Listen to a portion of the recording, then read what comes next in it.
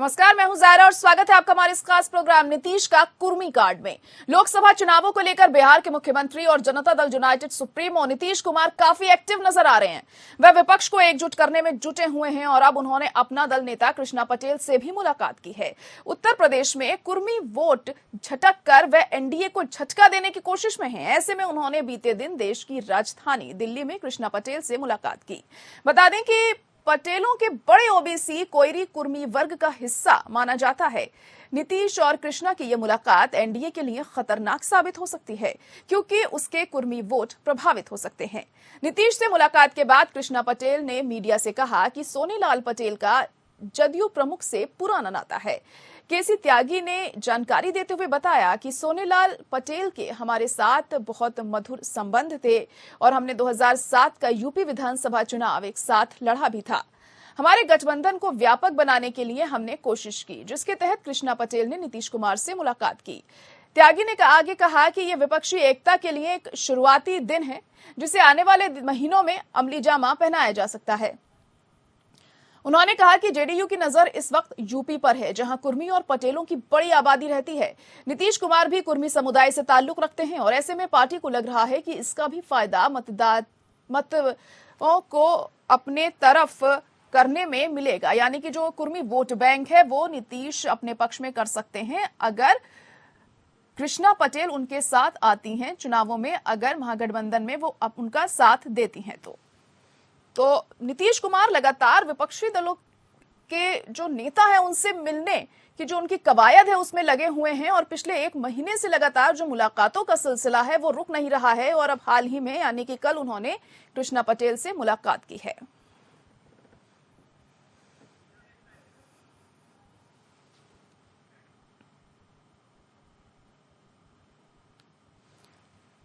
और इसी पर आज हम खास चर्चा भी करने वाले हैं। मेहमान हमारे साथ जुड़ चुके हैं, राजेश सिंह जो हमारे साथ बीजेपी से जुड़ चुके हैं, इसके अलावा कीर्ति निधि पांडे जी जुड़ गए हैं सपा से और मयंक सिन्हा जेडीयू से हमारे साथ इस वक्त जुड़ चुके हैं। आप सभी का बहुत स्वागत है हमारे इस खास प्रोग्राम में। सबसे पहले मयंक सिन्हा जी, आप ही के पास आऊंगी, क्योंकि नीतीश कुमार लगातार दौरों पर दौरे कर रहे हैं, मुलाकातें कर रहे हैं, तमाम दलों के नेताओं से मिलकर एकजुट करने की कोशिश उनकी लगातार जारी है और अब हाल ही में उन्होंने कृष्णा पटेल से मुलाकात की है। क्या लग रहा है, कुर्मी वोट बैंक को साधने की कोशिश थी, किस तरफ ये मुलाकात इशारा करती है?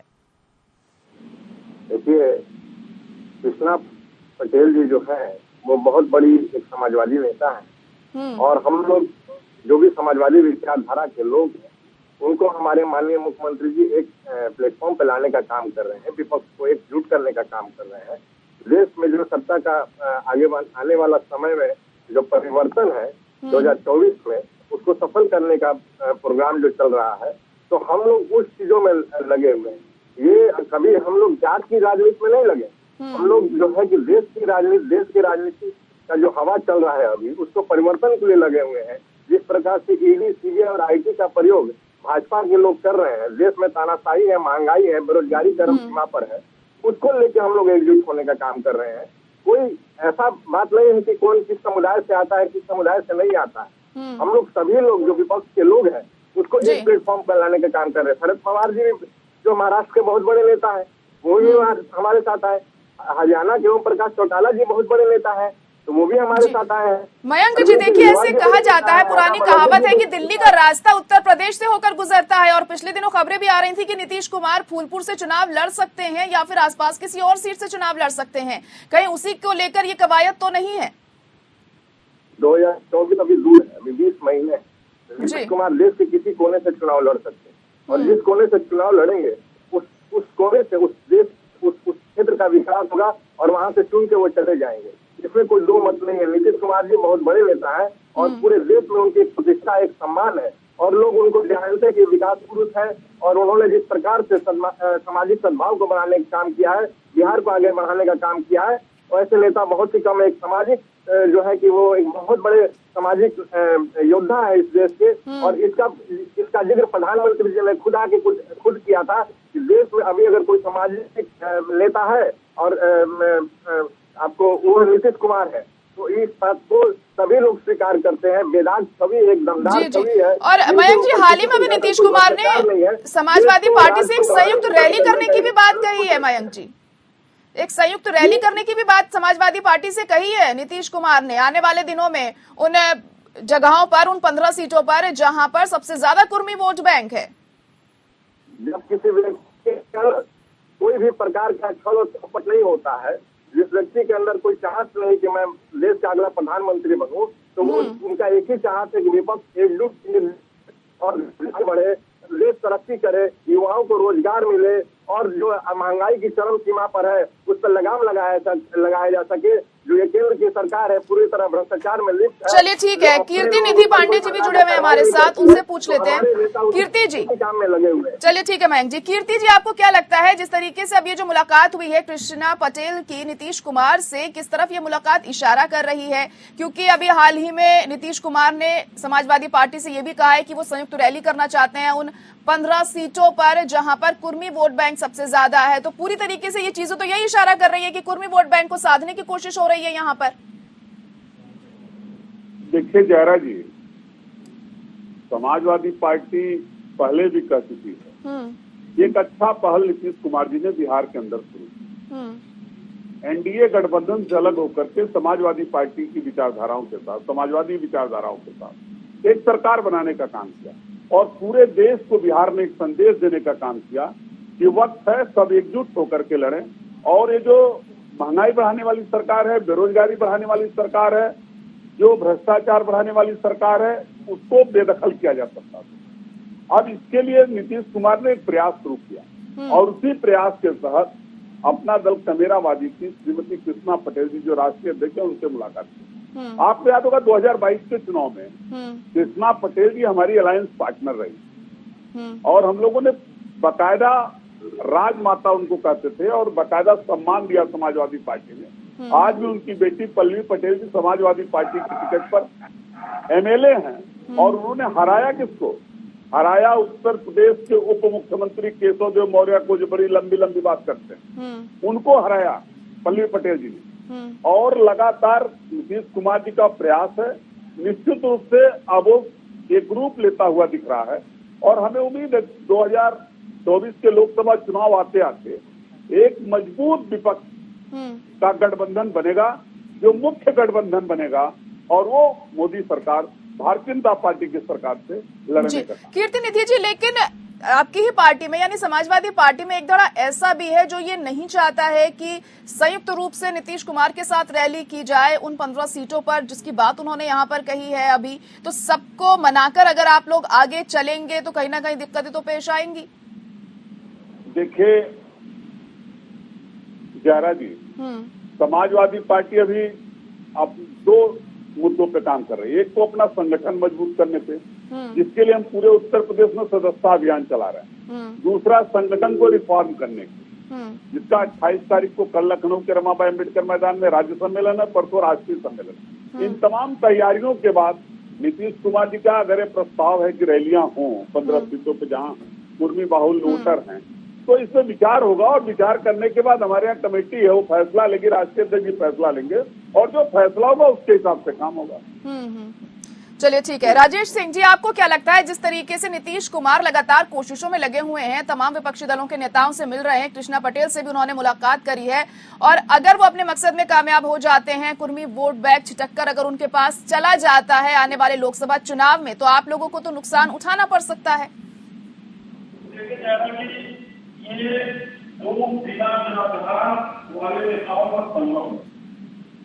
और ये जाति की राजनीति करने वाले लोग, इनका कोई अपना खुद का जनाधार तो है नहीं।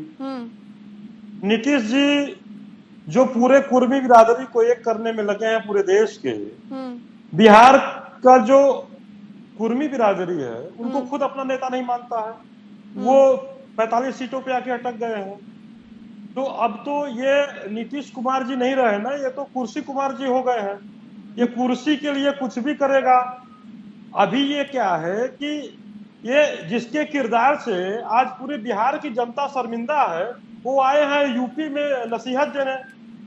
तो इनका किरदार तो खुद बिहार में फंस चुका है, पूरे बिहार की जनता इनके किरदार को देख रही है कि प्रधानमंत्री का सपना लेकर के ये बिहार को जंगल राज पे झोंकने का काम किया नीतीश कुमार ने। लेकिन खुद तो नीतीश कुमार मना करते हैं कि मुझे प्रधानमंत्री नहीं बनना है, मैं नेतृत्व नहीं करना चाहूंगा महागठबंधन का। अरे मना तो कर रहे हैं, लेकिन इनके अंदर जो सपना है वो तो पूरे देश की जनता देख रही है ना। अगर ये मना कर रहे हैं तो जंगल राज के साथ क्यों चले गए? अच्छा, ये जो विपक्ष के लोग हैं ये कोई नया प्रयोग नहीं है। ये 2007 में भी खुद ही बताया कि हम चुनाव उत्तर प्रदेश में लड़े थे, उनका क्या हश्र हुआ था 2007 में। उसके बाद ये 2017 में भी चुनाव लड़े जा रहा जी। 2017 में उत्तर प्रदेश में इनका क्या हश्र हुआ, जिसको बिहार की जनता खुद नहीं मान रही है नेता, अब वो पूरे देश के नेता बनना चाह रहे हैं। ये कैसे संभव है जा रहा है? ये तो जाति और तुष्टीकरण की राजनीति करने वाले लोग ये जब केवल हिंदुओं में ही जाति का बंटवारा करते हैं, कभी कुर्मी की बात करेंगे, कभी भूमिहार की बात करेंगे, कभी यादव की बात करेंगे, लेकिन जब ये मुस्लिम की बात आती है तो केवल मुस्लिम की बात करते हैं। उसमें भी इनको जो है पसमानदा या चौधरी या पठान ये सब की बात कभी उन्होंने किया नहीं किया, क्योंकि वैसे जी भी राजनीति करते हैं तो केवल मुस्लिम की बात करते हैं। लेकिन नहीं, ये तो आप लोग भी तो अक्सर जातीय समीकरण साधने की कोशिश करते हैं चुनावों में, किसी एक जाति वर्ग को ज्यादा तवज्जो दी जाती है। अक्सर हम आपकी पार्टी की तरफ से भी ये सब कुछ देखते हैं, तो किसी एक ही पार्टी के बारे में ये कहना तो ठीक नहीं होगा, क्योंकि सभी पार्टियां करती हैं, जातीय समीकरण साधने की कोशिश करती हैं। नहीं, देखिए जयरा जी, जहां तक भारतीय जनता पार्टी का सवाल है तो भारतीय जनता पार्टी का अपना एक आइडियोलॉजी है और अपना एक कैडर बेस्ड पार्टी है। हम जातियों की बात नहीं करते, हम जातियों को प्रतिनिधित्व देने की बात करते हैं। जब भी हम किसी को अपने साथ लेते हैं तो उनको प्रतिनिधित्व देते हैं। जब आप प्रतिनिधित्व देते हैं तो उन लोगों का जो पूरा वोट बैंक होता है तो वो आपके साथ आ जाता है, तो इनडायरेक्टली तो बात तो वही हो जाती है ना यहाँ पर। नहीं जयरा जी, दोनों में जमीन और आसमान का फर्क है। किसी समाज को प्रतिनिधित्व देना और जाति की राजनीति करना, दोनों में जमीन आसमान का अंतर है। और ये लोग जाति की भी राजनीति, जाति के साथ साथ क्षेत्र की भी राजनीति करते हैं। जब अखिलेश जी की समाजवादी पार्टी की सरकार बनती है उत्तर प्रदेश में, तो ये यादव छीन करके ये नौकरी देते हैं कि जो इटावा का, मैनपुरी का यादव होगा उसको देंगे, जो बलिया का, देवरिया का, मिर्जापुर का, जौनपुर का, आजमगढ़ का यादव होगा उसको नौकरी नहीं देंगे। मयंक जी, आपके पास आना चाहूंगी अब मैं, क्योंकि देखिए नीतीश कुमार कोशिश तो अपनी पूरी कर रहे हैं और लगातार मुलाकातें भी कर रहे हैं, तमाम नेताओं से जाकर वो मिल रहे हैं और एकजुटता करने की कोशिश उनकी लगातार जारी है। लेकिन हमने पिछली बार के लोकसभा चुनावों में भी देखा था किस तरीके से विपक्ष को एकजुट करा गया था, लेकिन कोई फायदा नहीं हुआ था। तो इस बार क्या नया आप लोग करेंगे जो आपको जनता एक बार भरोसा आप लोगों पर करे? तो किस तरीके से आप लोगों की रणनीति इस बार हो सकती है, क्योंकि पिछली बार तो कोई फायदा नहीं हुआ था। देखिए, पिछली बार जुमलों की पार्टी के जो नेता थे उनके जुमलों की बात पर फंस गए थे जनता, और पिछली बार इनकी सरकार जो थी दिया गया कि हो सकता है कि चलो अच्छा काम करेंगे, लेकिन इनकी सरकार ने देश की अर्थव्यवस्था को एकदम जो है कि एकदम गर्त में डाल दिया। ठीक है, और आपको एक बात बता रहे हैं, उसके बाद जो बेरोजगारी इतनी चरम सीमा पर हुई, इन्होंने जो वादा खिलाफी किया है, तो हम नीतियों की बदौलत जाएंगे और नीतियों की बदौलत हम लोग 2024 का चुनाव लड़ने का काम करेंगे। नीतीश कुमार जी देश के सबसे सर्वमान्य नेता हैं, विपक्ष के पहले पंक्ति के, और उन जो कहते हैं वो करते हैं। हम लोग आश्वासन नहीं, काम करते हैं। हम लोग प्रचार नहीं, देश के बेरोजगारों के दर्द को समझते हैं, उनको नौकरी देने की बात करते हैं, और हमारी सरकार नौकरी देती भी है। इनकी सरकार भ्रष्टाचार को बढ़ावा देने का काम करती है। लेकिन मयंक जी, बिहार में बेरोजगारी को लेकर आए दिन आंदोलन होते रहते हैं, उसका क्या? अपने राज्य में तो आप लोग रोजगार नहीं दे पा रहे। आप तो 2019 में 3,80,000 लोग हमारे जो है भाई, युवा भाई जो आर्मी का दौड़ दौड़े थे, और आज तक उनको सर्टिफिकेट नहीं मिला ज्वाइनिंग का। हमारी सरकार जो है अभी जो है कि रेगुलरली आपको है दे रही है, बांट रही है। अभी तो हम लोग 4500 लोग रोजगार दिए राजस्व विभाग में, और हमारी सरकार जितने भी पद हैं 8 लाख जो पद खाली है भरने का करेगी, और उसके लिए सारा चीज ला रही है। ठीक है, और इनकी सरकार 16 करोड़ रोजगार की बात की 8 साल हो गया। नहीं तो नीतीश कुमार तो मुख्यमंत्री पहले से ही है, भले ही अभी उन्होंने अपना पाला बदल लिया हो, लेकिन मुख्यमंत्री तो वो काफी दिनों से है ना, जब से सरकार बनी ये है। लोग नकार देंगे क्या? ये लोग नकार देंगे क्या कि उस समय काम नहीं हुआ? अभी तो 20 दिन, एक महीना पहले गए तो भाजपा के लोग नकार देंगे क्या कि नीतीश कुमार जी ने काम नहीं किया बिहार के लिए? राजेश सिंह जी कुछ कहना चाह रहे हैं आपकी बात पर? मयंक जी, राजेश सिंह जी कुछ बात रखना चाह रहे हैं अपने, कहिए राजेश जी। हमारे अरे भाई है जायरा राजेश जी, हम्म वही बात हो गई कि राजा बोला रात है, रानी बोली रात है, मंत्री बोला रात है, और ये सुबह सुबह की बात है। इनको खुद नहीं समझ में आ रहा है कि ये क्या बोल रहे हैं। पहले खुद कह रहे हैं कि बिहार में बहुत बेरोजगारी है, और जब आपने उल्टा बेरोजगारी प्रश्न की कर दिया बात कि नहीं किया मुख्यमंत्री मैंने। तो नीतीश कुमार जी है, मैंने तो कह रहे हैं कि बिहार में किया। रोजगार ही रोजगार है। मैंने बेरोजगारी की इनको नहीं समझ बात में किया। नहीं आ रहा है कि क्या बोल मैंने रहे जो हैं। बोला है कि जो सुनिए जो मैंने जी जी इनसे बोल रहे पूछिए हैं। चलिए ठीक है, वो बेरोजगारी आपकी बात का जवाब दे रहे हैं, तो सुन किसकी लीजिए देन उनकी है? बात। राजेश जी सुन लीजिए, कुछ कह रहे हैं, कहिए मयंक जी।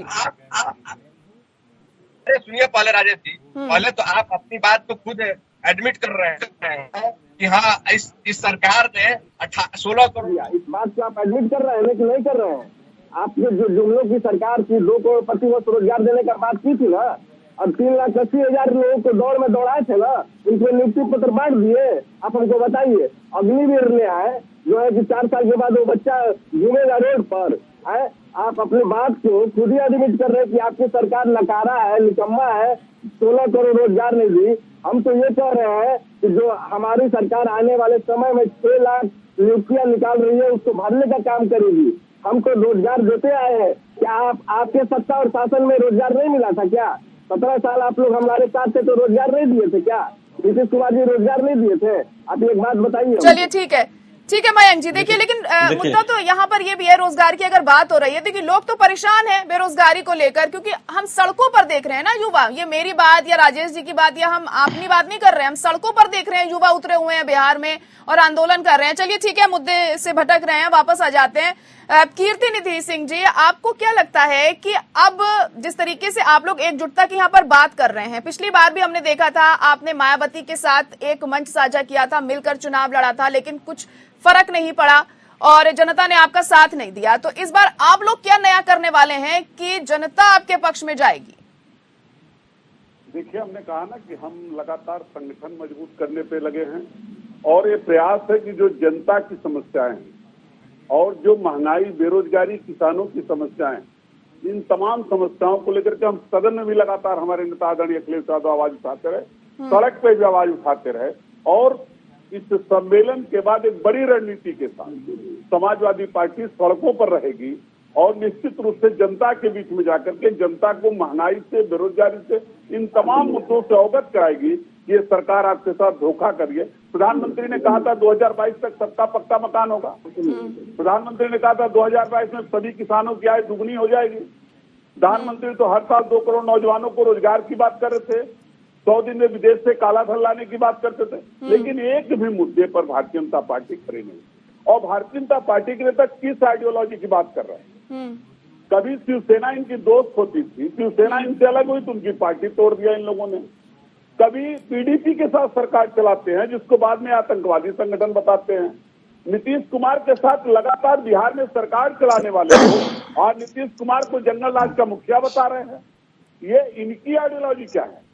इनकी आइडियोलॉजी बस है कि जो इनके साथ है वो गंगा जल की तरफ। लेकिन कीर्तिनिधि पांडे जी, भले ही जो भी बात हो, जनता तो उनका साथ दे रही है ना। विधानसभा चुनावों में भी आपने देखा क्या स्थिति थी, किस तरीके से जीत हासिल हुई है।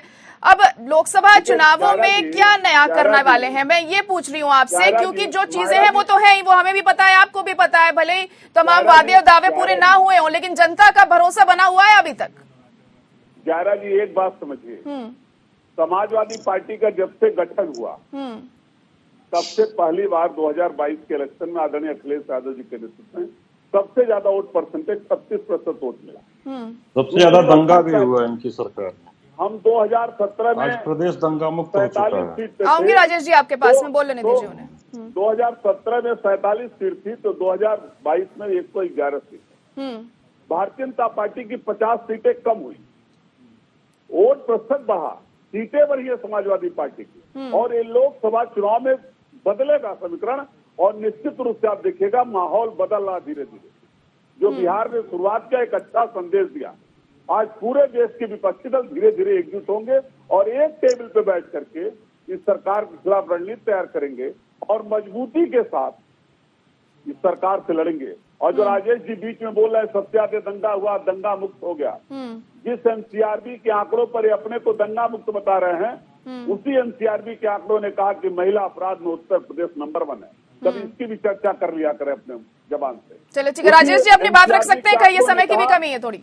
राजेश जी कहिए। देखिए जयरा जी, अब उत्तर प्रदेश सहित चलिए कीर्ति निधि जी उन्हें बोल लेने दीजिए आप। बुजुर्गों के अपराध में उत्तर प्रदेश नंबर 1 है। चलिए पांडे जी उन्हें बोल लेने दीजिए। ठीक है, आप अपनी बात रख चुके हैं। राजेश जी जल्दी अपनी बात रखिए।